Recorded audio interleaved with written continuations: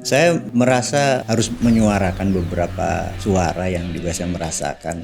Jadi nomor satu urusan pajak gitu. Oke. Jadi ini banyak menyekik masyarakat dan saya pikir saya harus berbicara karena saya mengalami hal yang Kaitannya sama. dengan undang-undang pajak ini ya, yang baru. Semuanya sudah. Oh, semua ya? Seluruh paket.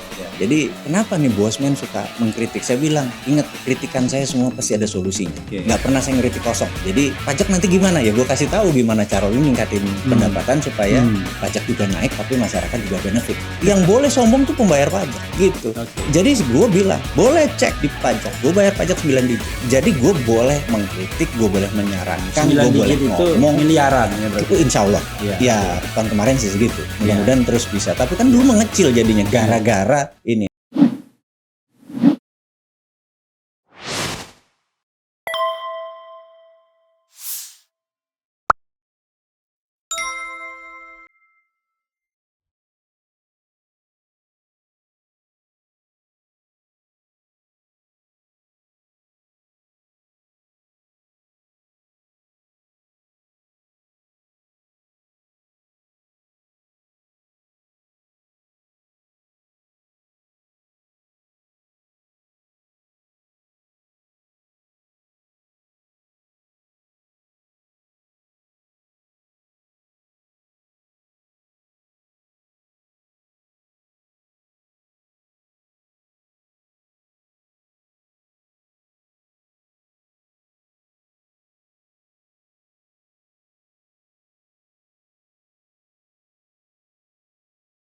Bosman Mardigu alias Mardigu Wowi alias Sontolo. Assalamualaikum warahmatullahi wabarakatuh. Waalaikumsalam. Gimana? Saya panggilnya Mas, tapi Siap. karena saya lihat, saya kan di sini ada 3 panggilan tuh, ada Mas, ada Bung, ada Bang. Ya. Kalau Mas itu kelasnya ya Pilkada Solo lah. Oke. Ya kan? Kalau Bang naik sedikit Pilkada DKI. Betul. Kalau Bung, itu Pilpres. Udah nasional itu. Nasional. Oke. Karena itu saya panggil Bung ya. Bung Mardigu, Bung Bosman ya. Bosman atau Mardigu? Bosman aja lah. Itu Bung Bosman. semua orang kayaknya udah Jadi, nyebutnya itu. Itu kalau Bung Bosman itu kayak Bung Bos ya kan? Yes. Atau Pak Bos.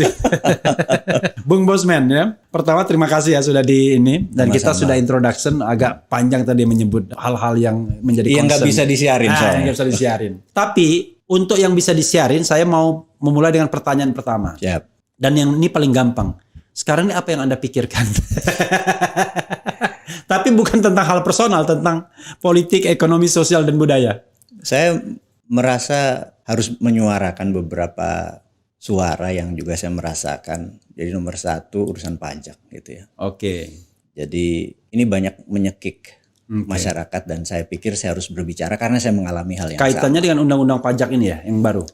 Semuanya sudah. Oh, semua ya? Seluruh paket. Maksudnya gini, dulu kalau kita dapat 100, Ya. dipajaki 10, bismillah atas nama NKRI dan keluarga negara yang baik kita bayar. Ya. Tapi kalau entah bagaimana peraturannya membuat dagang susah segala macam, income kita jadi 80 dipajaki 15. Bunyilah kita. Oh, Benar I nggak? see. Tapi kalau regulasi pemerintah, kebijakan itu membuat kita jadi 200. Ya. Dipajaki 20% aja kita ikhlas. It's okay ya. Is okay. Nah ini istilah kita nggak ikut ngebangun individu, tapi lu majekin. Nah I ini see. bahasa Jawanya nemen ini. Gitu loh. Temen. Keterlaluan. Ya, Itu bunyi. Jadi, untung saya pernah kuliah di Jogja, jadi nemen tuh paham saya nemennya. Gitu. Kalau bahasa Indonesianya tuman ini. Iyalah gitu. Tuman ya. Tuman ya. Kalau Jadi- orang nakal tuh kebangetan sih kamu ini tuman Iya. ya. Nah itu jadi kita mau mengingatkan bahwa ya mbok dinaikilah jadi 150 baru lo pajekin. Jadi jangan majek dulu orientasinya, tapi lo naikin Memberikan dulu. benefit. Itu baru kita ikhlas gitu. Ini yang sekarang agak nggak ikhlas. Udah ininya gue lo nggak nolong, lo neken, Iya. ininya lo gedein. Nah kita Ini mau suara pengusaha ya. suara pengusaha. Jadi kan kita ini kalau pengusaha dia kita bagi dua ya kan ada mikro. Soalnya bukan apa, saya lihat di pemberitaan, Bosman kekayaannya sampai triliunan ya. Portofolio itu mungkin ya. perusahaan. Portofolio Iya kan? ya. Saya cuma bagian dari perusahaan. Jadi portofolionya ya kan. Oke. portfolionya Iya, kita aset bersama lah. Oke.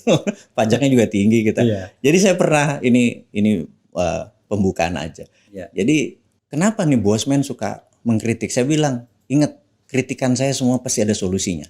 Oke. Nggak pernah saya ngeritik kosong. I see. Jadi pajak nanti gimana ya? Gue kasih tahu gimana cara lu ningkatin pendapatan supaya pajak juga naik tapi masyarakat juga benefit. Ya kalau minta ya kita selalu bukan sekedar kayak ini. Gue kritiknya gini, enggak. Nanti pun kita kasih. Jadi kenapa? Karena gue boleh sombong sekali lagi kan. Dan boleh bos. Yang boleh sombong itu satu Bosman, kedua Ahmad Dhani. Gitu. Yang orang-orang menurut saya yang boleh sombong tuh pembayar pajak. I see. Gitu. Jadi gue bilang boleh cek di pajak. Gue bayar pajak 9 digit. Jadi gue boleh mengkritik, gue boleh menyarankan, gue boleh ngomong. Itu miliaran ya berarti. Insya Allah. Ya tahun kemarin sih segitu. Mudah-mudahan terus bisa. Tapi kan dulu mengecil jadinya gara-gara ini. Nah jadi bahkan kita ngomong sama teman-teman di Departemen Keuangan, kita bilang iya sebenarnya lu berhak. Karena lu memang bayar. Jadi berhak gue begini. Kalau yang lain teriak-teriak jangan nyanyiin PWP aja nggak punya gitu. I see. Gitu ya, entah ini yang pro pemerintah atau yang oposisi, kita challenge udah. Tapi emang masih bisa nggak punya NPWP kalau ataupun kalau punya bayarnya nol gimana? Oh iya. Kalau ada public appearance-nya itu rasanya nggak mungkin lah nggak punya NPWP. Kan? Bener kan begitu. Tapi kalau dia nolin, atau ya minimum aja karena gaji gue segini gitu ya, nggak real. Nah ini yang kita bilang bahwa pembayar pajak itu harusnya boleh bersuara, bener nggak? Oh sorry, tadi yang miliaran tadi itu kurang bayar ya? Hitungannya kira-kira ya yang kurang bayar kan setelah kita hitung kan self ini kan kurang bayarnya miliaran gitu. Kan bisa aja dinolin kan kalau gue bayarnya segitu emang. I see. Memang segitu. Jadi istilahnya makanya itu saya pernah bilang saya ini agak nggak setuju waktu tahun 2002 terjadi perubahan bahwa one man one vote. Ya, bukan one man one vote, one person one vote. Marah nanti. Oke. Yang woman. Jadi satu orang satu suara ini ada rasa ketidakadilan karena seorang pembunuh dengan seorang kiai hafal Quran yang satu ahli surga satu ahli neraka suaranya sama-sama satu. Sementara kita nanya ini banyakan ahli surga apa ahli neraka nih. Kita akhirnya kan yang ahli neraka bisa dibayar. Ini gue bukan bilang bahwa itu menjernalisir, tapi maksudnya cobalah mereka yang membayar pajak misalnya 100 juta setahun itu dapat satu ekstra suara. Jadi kalau disebut Bang Refli Harun mau nyoblos suaranya 37 kita tahu pajaknya berapa. Jadi ada kualitas, ada pembobotan. Sehingga kita yang pembayar pajak ini dia bisa mengarahkan. Wah kayaknya kalau yang menang sang ibu kayaknya akan membawa ke sini nih lebih baik daripada sang bapak yang sudah umur sekian.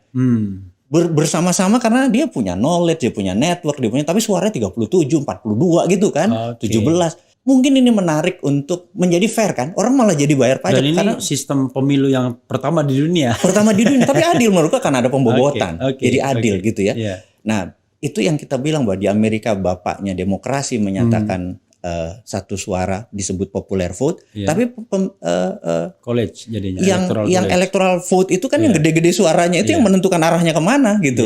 Jadi kayak kita tahu kalau Hillary yang secara populer Hillary menang, tapi negara udah Mbak Hillary mendingan. Ini ada dua devil nih, ada devil yang hitam, ada devil yang putih gitu ya. Ya udah sikat aja deh yang Trump lah, devilnya ketahuan gitu ya. Dan mudah dipatahkan. Karena terbuka gitu. Nah, yang electoral vote ini yang menentukan dia lari ke sana. Itulah yang kita sebut pembobotan. Ini game changing sih, nggak cepet, tapi kan harus dibunyikan. Itu kita punya tradisi ini nggak? Tradisi meranking pembayar pajak nggak punya ya? Belum ya. Belum. Nah, kita mau. Kenapa nggak di disclosure gitu? Wah ini pembayar pajak karena nggak benar mungkin bayar pajak. Makanya, wah ini bayarnya katakanlah 300 miliar, tapi kayaknya lebih dari 300 miliar deh. Kebanyakan perusahaan yang tapi kalau personal ini kan pajak pribadi kan. Jadi kalau pajak perusahaan ya biarin lah. Tapi kalau pajak pribadi ini menarik karena seorang mendadak mau menjadi punya postur di lingkungannya.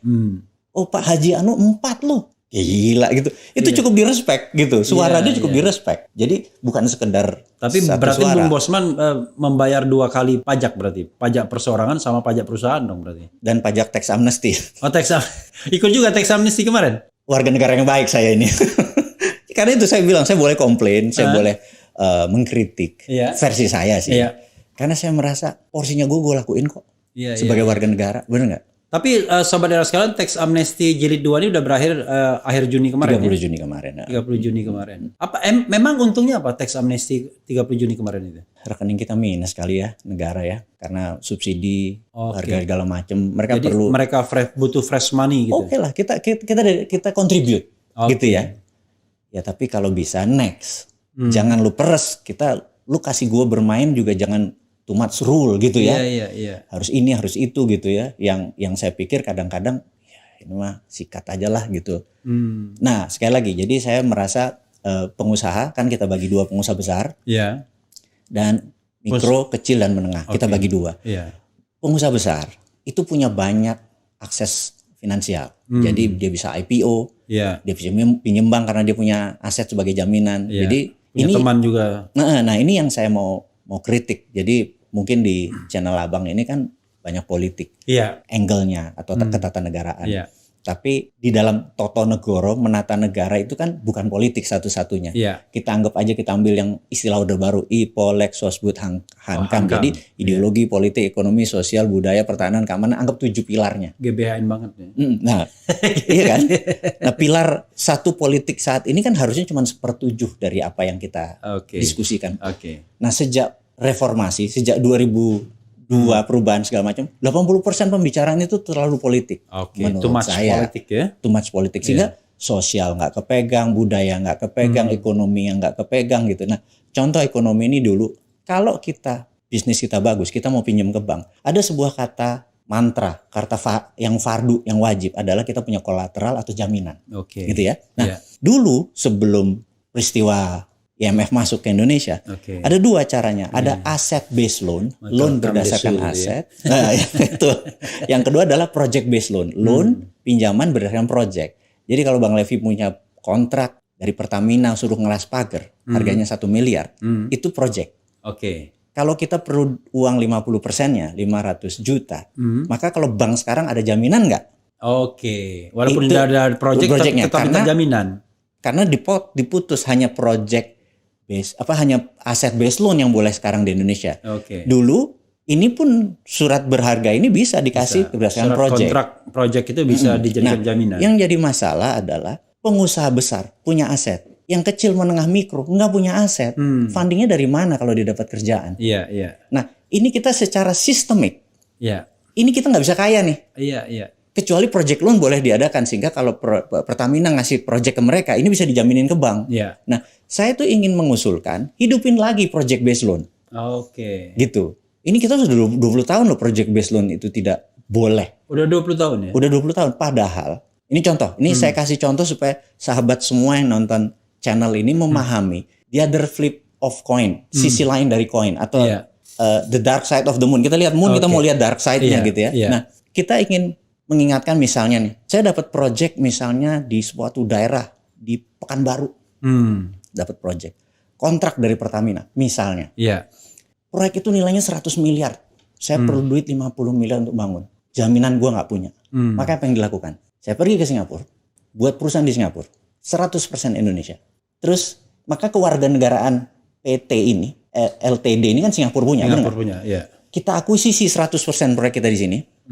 Kita pinjam berdasarkan proyek di Singapura, keluar nggak? Bisa keluar ya? Ya keluar, karena kan project based loan di sana boleh. Ya udah, terus nanti di sini ngutang, bayarin sana ngutang aja, terus di sini nggak pernah untung. Ya gue kaya raya. Dulu gue lakukan itu.